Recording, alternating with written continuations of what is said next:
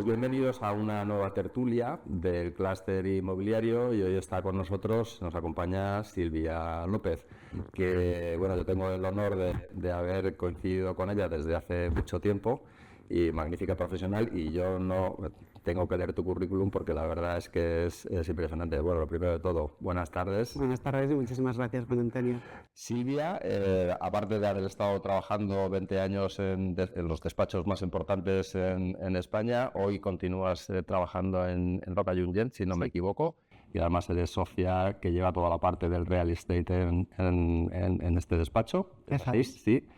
Y no solamente se ha dedicado tanto en el ejercicio profesional a estar en estos despachos, sino que has dado clase en el máster inmobiliario del IE, has dado clase en el MEDI, no sé si continúas allí ahora. Y también sé que has tenido participación en el grado inmobiliario. Hoy tienen el examen los alumnos. Que hoy tienen el examen, fantástico. Y una de las cosas más importantes, pese a tu juventud también, Silvia, es que has sido reconocido por, yo creo que de las dos revistas que más prestigio tienen a nivel jurídico, ha sido reconocida como una de las mejores profesionales también en tu especialidad, en el real estate, ¿no? Eso es. Fenomenal.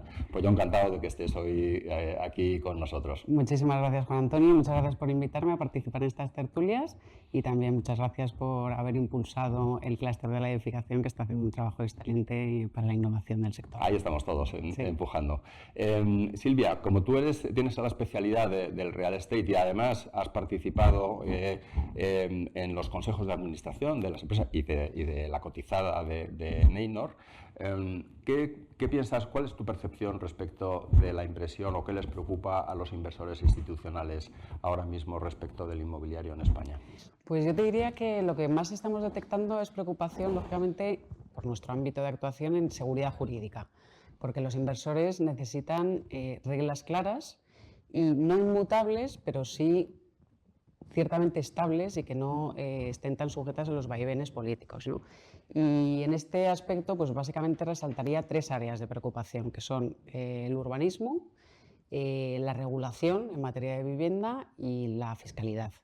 En urbanismo, pues como sabes perfectamente, tenemos muchísima legislación que además es muy compleja y en muchos casos está obsoleta porque viene del siglo pasado, ¿no? Y también tenemos una gran dependencia de los planes que para su aprobación y para su modificación pues necesitan un número interminable de informes sectoriales y al final hacen que cuando el plan nazca obsoleto ya o devenga obsoleto rápidamente. Y luego si a esto le unimos pues nuestro sistema competencial con competencias del Estado, comunidades autónomas y municipios, pues hacen que el sistema sea muy rígido y muy difícil de modificar cuando debería ser mucho más ágil y más flexible, ¿no? Y también otro de los problemas pues está en los plazos tan largos y tan imprevisibles para producción de suelo finalista, ¿no? Y, pues, por ejemplo, si hablamos de los desarrollos del sureste de Madrid, que empezaron a gestarse en el siglo pasado y han empezado a aprobarse los proyectos de reparcelación y de urbanización hace prácticamente 1 año y medio, 2 años, ¿no?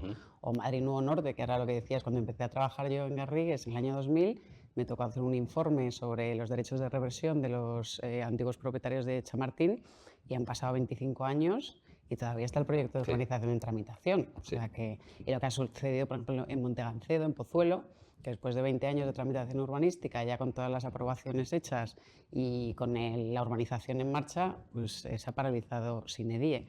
Entonces, claro, eso es algo que a los inversores preocupa mucho. Y es una lástima que nuestros políticos no hayan sido capaces de sacar adelante la modificación de la ley del suelo, porque incluía una serie de medidas que venían siendo reclamadas por el sector desde hace mucho tiempo, y tú lo sabes bien, desde Asprima, que habías hecho un trabajo impresionante. Y bueno, pues había medidas como, por ejemplo, pues el establecimiento de reglas claras para la nulidad y anulabilidad de los planes, o la subsistencia de el desarrollo de esos planes en la parte no afectada por la nulidad, o la limitación del derecho de acción pública, ¿no? Entonces son medidas que sería muy deseable que se aprobaran y, como digo, es una lástima que no se haya hecho. Y luego otra de las preocupaciones, pues los plazos para la obtención de las licencias, que como sabes hay muchos municipios en los que se tarda más de un año y eso afecta no solamente a la rentabilidad del proyecto, sino a los precios de compraventa que se encarecen, ¿no? Y ahí, bueno, pues sí que habría que destacar como positivo la ordenanza de tramitación de licencias de relaciones responsables de Madrid o la lista en Andalucía, que han introducido pues una serie de medidas para paliar esto, para introducir a las entidades colaboradoras que agilicen el proceso, y esas pues son medidas que son de agradecer, desde luego. Y luego, por otro lado, dejando el urbanismo, pues en materia de regulación de vivienda, pues también preocupa la limitación de rentas que se ha introducido con la Ley del Derecho a la Vivienda, que está produciendo, como se está demostrando, pues el efecto contrario al que se buscaba. Y hay mucha gente que está diciendo ahora, no, si las rentas en algunos municipios se han congelado o han bajado. Hombre, claro, si por ley no las puedes subir, pues evidentemente se van a congelar. Pero el efecto que se ha producido es que se han sacado del mercado un número muy elevado de viviendas y, por lo tanto, aquí se está dejando fuera a los que tienen menos recursos, ¿no? Y luego, por último, pues en materia de fiscalidad, pues preocupa mucho la elevada fiscalidad, tanto directa como indirecta, en las promociones, que lo sabes perfectamente, la falta de homogeneidad en el cálculo de las tasas urbanísticas, cada municipio hace básicamente lo que quiere, y luego esos cambios inexplicables en la tributación, pues por ejemplo de la SEDAF, esa modificación que se incluyó creo que en el año 2022, que es difícil de explicar, ¿no? Que precisamente entidades que están destinadas a poner en el mercado vivienda de alquiler, que es lo que se necesita, pues de repente empeore su régimen fiscal en vez de beneficiarles, ¿no? O lo que ha pasado con la SOCIMI, que también se modificó el régimen fiscal en 2021. Y el año pasado se anunció que se iban a eliminar todas las bonificaciones fiscales y, claro, los inversores se aterrorizaron. Al final es un problema de seguridad jurídica. Exacto. De falta de seguridad jurídica en general. Oye, cambiando de tema, tú has sido la precursora y la que ha liderado dentro del clúster el grupo de trabajo que ya finalizó su trabajo con respecto a la colaboración entre empresas promotoras y constructoras para dar una mayor transparencia en los contratos de colaboración. Cuéntanos, ¿cómo ha sido este trabajo? Eso es. Bueno, pues el problema de la estructura tradicional de los contratos de construcción es que al final, como siempre le digo a mis alumnos, es un juego de suma cero, ¿no?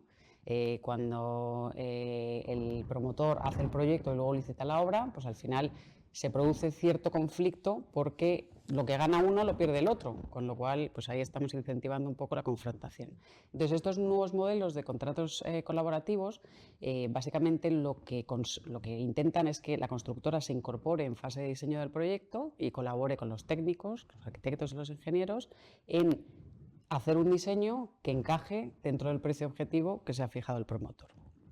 Y entonces eso reduce la conflictividad. Primero, porque el riesgo de que el diseño tenga defectos se disminuye, porque claro, hay más ojos mirando el proyecto, y además la constructora pues aporta ingeniería de valor y aporta su experiencia.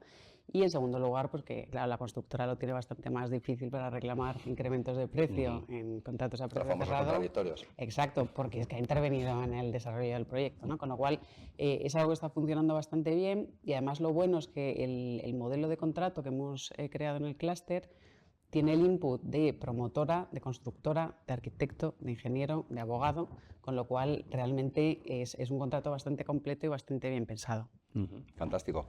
Oye, y ya por último, porque tenemos muy tasado las preguntas y el tiempo de duración, ¿qué habéis estado haciendo aparte de estos contratos colaborativos? ¿Tenéis alguna idea nueva respecto de trabajos en el grupo? Después de sacar el contrato, lo que hicimos fue hacer una encuesta en el sector para ver qué grado de conocimiento y qué grado de aplicación había de este tipo de contratos.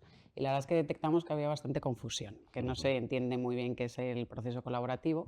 Y entonces ahora en lo que estamos trabajando es en una metodología para que el proceso colaborativo sea exitoso. Entonces estamos focalizándonos en detectar cuáles son los flujos de información, los hitos, los plazos y los entregables en cada una de las fases de estructura, de instalaciones, de arquitectura, que hay que aportar y en qué plazos para que el proceso sea fluido y acabe bien.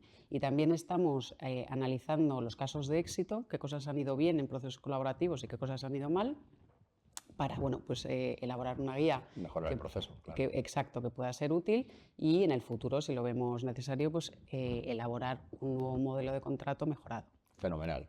Oye, y ya la última, ¿qué piensas del clúster? ¿Hacia dónde crees que debiéramos dirigir nuestros pasos de futuro? Pues yo tengo mi mejor opinión del clúster porque de los grupos que conozco, que no conozco todos porque hay muchos, sé que se están haciendo cosas muy interesantes en materia de industrialización, en materia pues eso, de contratos colaborativos, había un grupo también de paquetización y yo creo que lo que se está haciendo es pensar el modelo, repensar el modelo para intentar ver como hay muchos retos, muchos desafíos que afrontar, pues ver cuáles son las medidas que hay que adoptar para hacer frente a esos retos, ¿no? Entonces creo que hay que seguir trabajando con esa intensidad y desde luego Miguel además lo está haciendo muy bien porque se reúne con todos los integrantes para pensar qué otras medidas se pueden adoptar y qué otros grupos de trabajo pueden ser de utilidad para innovar y para seguir adelante. De eso se trata en el clúster. Pues Silvia, pues muchísimas gracias por tu tiempo, por haber compartido con nosotros estos minutos y sobre todo por tu trabajo inconmensurable dentro del grupo de trabajo que estás haciendo en el clúster. Muchísimas gracias. Muchísimas gracias, Juan Antonio.